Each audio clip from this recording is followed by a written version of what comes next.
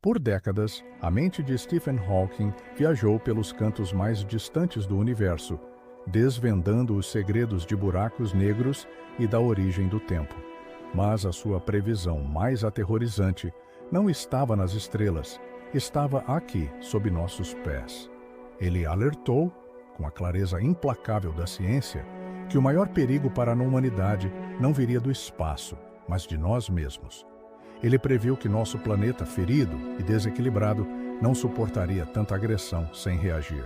E essa reação, ele diz, aconteceria em nossa geração. Hoje, olhamos pela janela e vemos.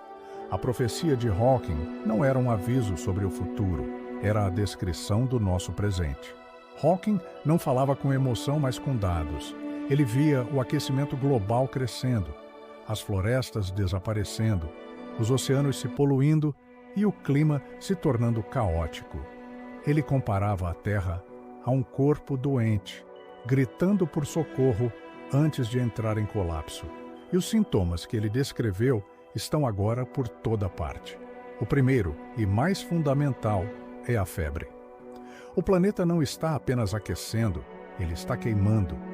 Os anos mais quentes da história foram todos registrados nas últimas 2 décadas.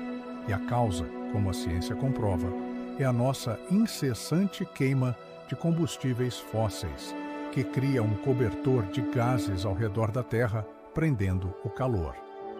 Esse calor extra não é só desconforto. Ele é o motor que alimenta o caos.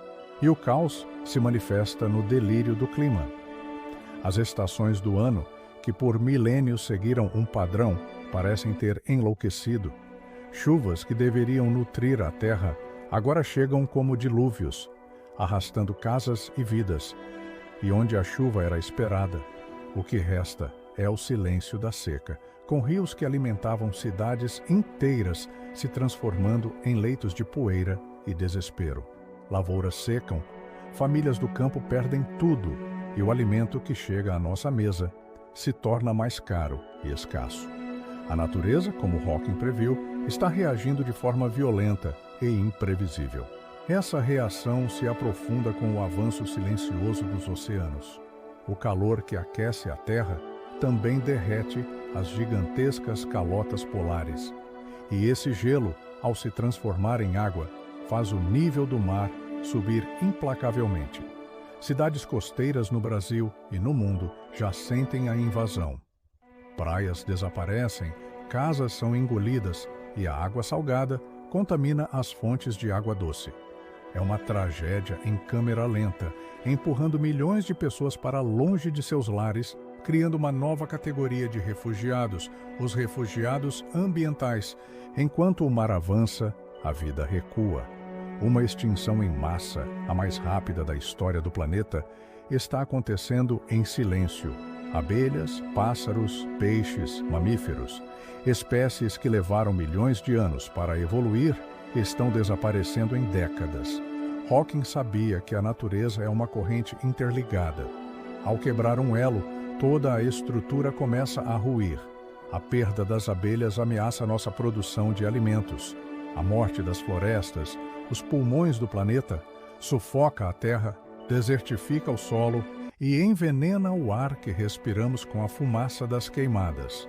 Este veneno invisível já está dentro de nós, aumentando os casos de doenças respiratórias e cardiovasculares. E a consequência mais cruel de todo esse colapso bate à porta dos mais vulneráveis, a fome. Com o solo infértil, a água escassa e o clima instável, produzir alimentos se torna um desafio hercúleo. O preço do básico dispara. A fome, que parecia uma chaga do passado, volta a ser uma realidade assustadora, não por falta de capacidade de produção, mas porque a terra, nossa casa, está doente demais para nos sustentar como antes. Quando olhamos para este cenário, é impossível não ver o roteiro de Stephen Hawking se cumprindo ponto por ponto. Ele nos avisou que, se não mudássemos, o planeta se tornaria inabitável. Não que deixaria de existir, mas que os recursos essenciais para a vida humana estariam tão comprometidos que viver se tornaria uma luta diária pela sobrevivência. E essa realidade já começou para milhões de pessoas. Mas se a ciência de Hawking descreve o como estamos destruindo o mundo, a nossa fé nos ajuda a entender o porquê. Para nós cristãos, a Terra não é apenas um recurso. É a criação de Deus, uma obra-prima que nos foi confiada para cuidar. No livro de Gênesis, a primeira ordem de Deus ao homem foi para que ele cultivasse e guardasse o jardim. Não somos donos, somos administradores. E a crise ambiental que vivemos é, acima de tudo, um sinal de uma crise espiritual. É o resultado da ganância, do egoísmo e da quebra de nosso compromisso com o Criador. O apóstolo Paulo escreveu que a criação geme como em dores de parto. Hoje, ouvimos esses gemidos nos rios secos, nas florestas em chamas e no clamor dos famintos. Cuidar do planeta não é apenas ecologia, é um ato de obediência, de adoração e de amor ao próximo. Diante de um diagnóstico tão grave, o desespero pode parecer a única resposta, mas a fé nos ensina que o fim não é a última palavra. A Bíblia está cheia de histórias de restauração que vieram após o arrependimento e a mudança. Hawking, mesmo com seu olhar científico e sombrio, também acreditava que ainda havia chance se a humanidade decidisse mudar.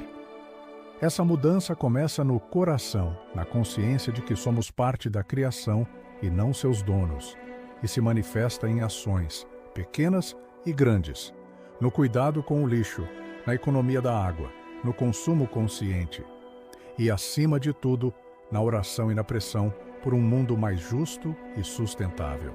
O futuro não está escrito em pedra, ele é moldado por nossas escolhas. A profecia de Stephen Hawking não era uma sentença, era um alerta. A Terra geme, mas ainda vive. A esperança não morreu, ela está viva, esperando que despertemos para o nosso papel de guardiões, porque no fim, o futuro será do tamanho da nossa fé e da nossa coragem de mudar. O tempo é agora.